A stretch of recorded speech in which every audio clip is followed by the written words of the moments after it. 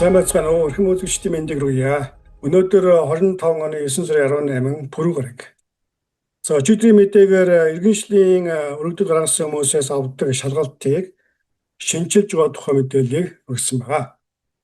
За тиймээс энэхүү мэдээг үзэж амжаагүй хүмүүс байгаа бол мэдээний доод талд байгаа линкээр үгүй бол дэлгэцийн баруун дээд өнцөгт гарч байгаа линкээр нөхөн үзэх боломжтой байна. За өчигдөр энэ мэдээ холбооны бүртгэлийн албанд дөнгөж очсон даруйд буюу албан ёсоор хэвлэгдээгүй байх үед мэдээлсэн байгаа. Тиймээс зарим нэгэн мэдээлэл тодорхой бос байсан бол өнөөдөр харин холбооны бүртгэлийн албанд энэхүү бичиг баримтыг албан ёсоор хүлээн авч олон нийтэд нээлттэйгээр хэвлэлээ.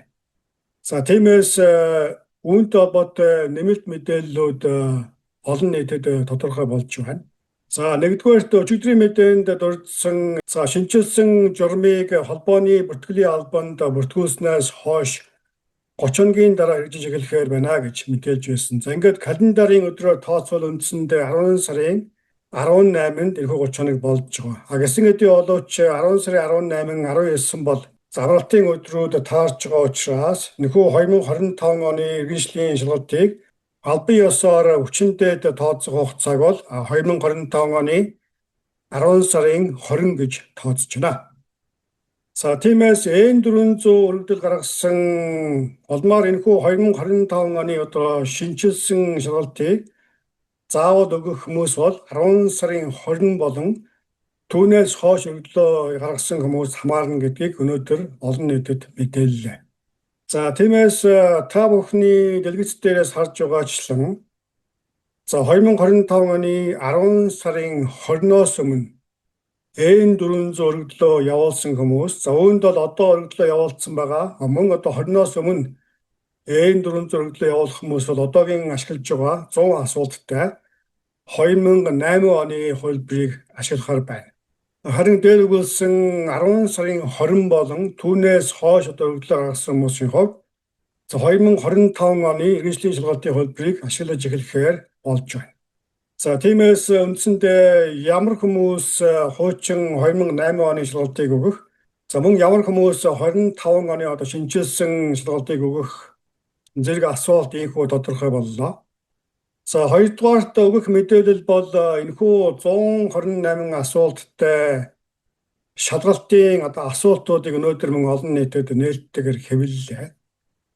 За та бүхний харж байгаа эдгээр 128 асуулт бол үндсэндээ 2025 оны иргэншлийн шалгалтын шинжилсэн хувилбар. За тиймээс магадгүй 10 сарын 20-оос хойш өргөдлөө гаргана гэж тооцож байгаа хүмүүсийн хувьд 2008 оны хувилбарыг биш. За энэхүү харагдаж байгаа 128 асуулттай 2025 оны хувилбарыг судалж бэлдэх ийм шаардлагатай болж байна.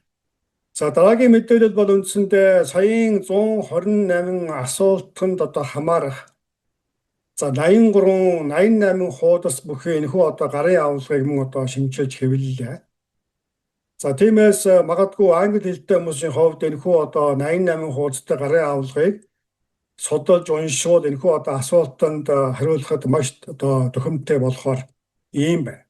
За тиймээс манай суугт байгаа иргэншлийн 100 асуулт хариулт бүхий 2008 оны хувилбар үндсэндээ өчнгөө болж байна. Тиймээс цаашдаа ойрын хугацаанд 128 асуулттай 2025 оны хувилбарыг шинжилж оруулах болно. За мөн өмнөх хичээлтэй төстэйгээр та бүхний харж байгаа One Nation, One People гэсэн энэхүү шинжилсэн гарын авалгыг мөн Монгол тайлбартайгаар цуурлаар хүргэхээр мөн төлөвлөж байна. За мөн цаашлын албанаас үүнтэй холбоотой гаргасан тайлбар мэдээнээс үзэхэд бол иргэншлийн шалгалттай холбоотой мөн зарим нэгэн шинжилсэн арга хэмжээг ойрын 7 хоногудад авч хэрэгжүүлнэ гэдэг ийм зарыг бол гаргаж байгаа. За ингээд эдгээр нь ямар шинжилэл, ямар журмууд байх зэрэг нь одоогоор бол тодорхой бос байна. За ингээд дараагийн ээлж нь магадгүй англи хэлний шалгалтыг мөн энэ байдлаар шинжилж ашиглаж эхлэх ийм өндөр магадлалтай байна. За ингээд одоогийн байдлаар англи хэлний шалгалтын журамд ямар нэгэн өөрчлөлт ороогүй байна. За ингээд саяын ярьсан харуулсан хуудсуудыг мөн шалгалтуудыг асуултуудыг үзэх линкийг мэдээний доод талд description хэсэгт оруулж өглөө. Өнөөдрийн тооч мэдээгээр иргэншлийн шалгалтад шинжлэгдсэн мөрөөр зарим нэгэн одоо олон нийтэд тодорхой болж байгаа мэдээллүүдийг тоомлон хүргэлээ. За ингээд анхаарлаа хандуулсан үзэгчдэд баярлалаа. Дараагийн мэдээгээр удахгүй болцъя.